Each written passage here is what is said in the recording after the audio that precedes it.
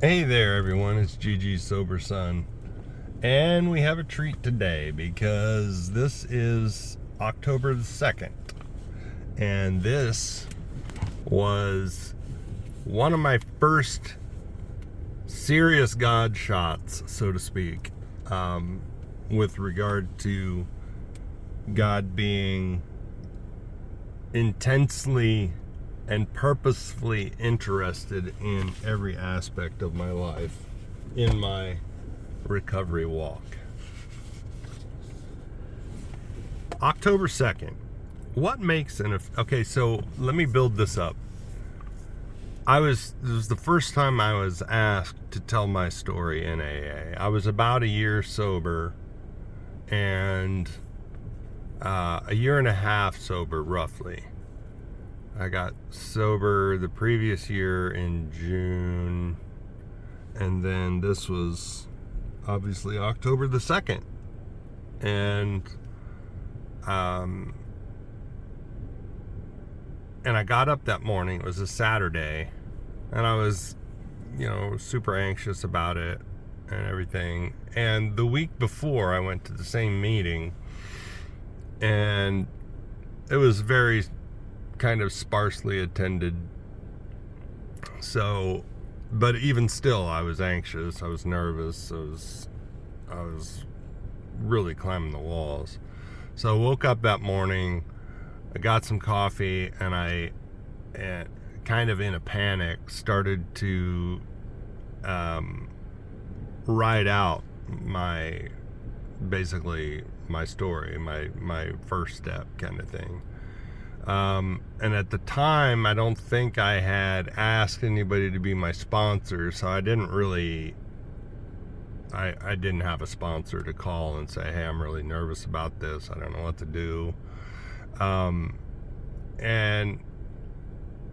so I started writing it out, and I was like, I do not have time to do all of this. And so I started doing an outline.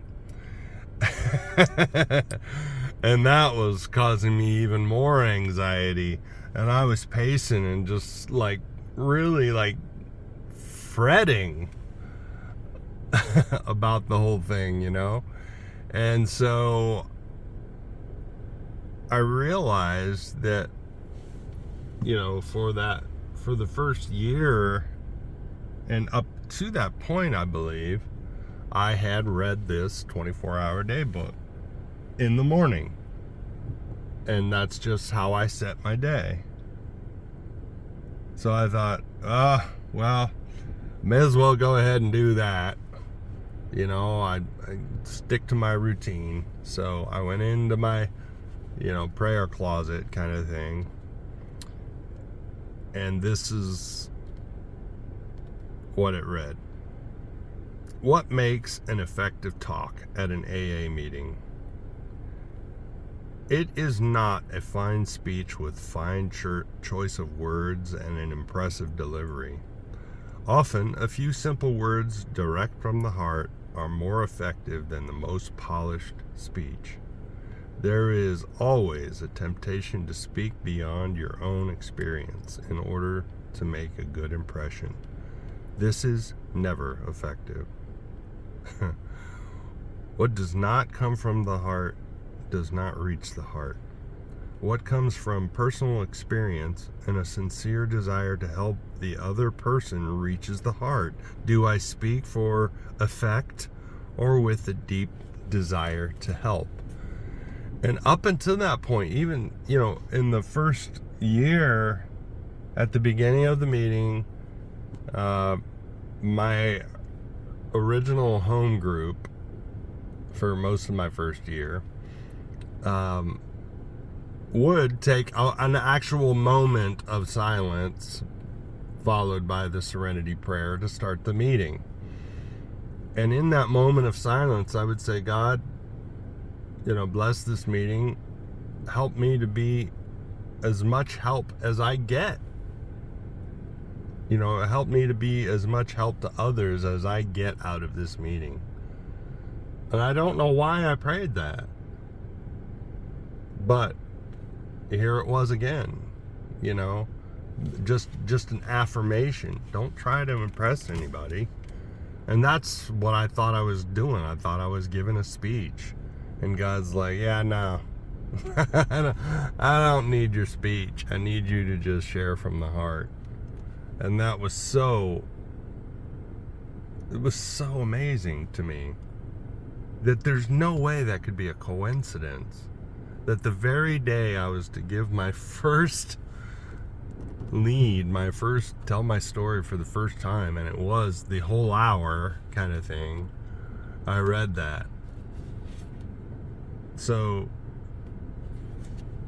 and as it turned out, like, I showed up and it was like, it was almost like bring a friend night. There was twice as many people, easily twice as many people that night than there was the previous Saturday. I don't know what it was. It was just packed. And that's what I led the meeting with, was reading what happened that morning. And it was just like, this is such a God thing, man.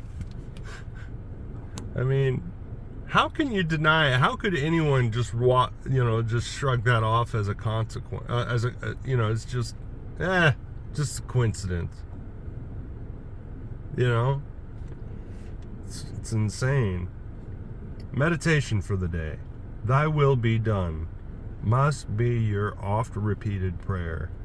And in the willing of God's will, there should be gladness. You should delight to do that will, because when you do, all your life goes right and everything tends to work well for you in the long run. When you are honestly trying to do God's will and humbly accepting the results, nothing can seriously hurt you. Those who accept the will of God in their life may not inherit the earth, but they will inherit real peace of mind. And that is peace in every storm, even in the midst of a storm of life. Just to know that I'm a child of God with infinite worth. I'm always taken care of. I'm always taken care of. That alone.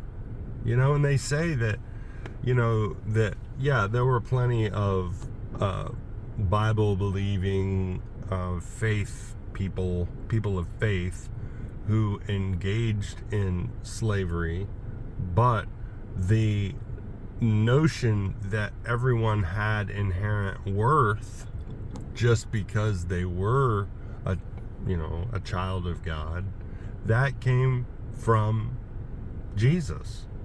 And I know you may not tune in for, religious dogma, if you want to call it that, but that's who I am. And if it wasn't for Jesus, I couldn't explain the 6th and 7th step. Why would a perfect God even consider removing my character defects, whether I ask him humbly or not?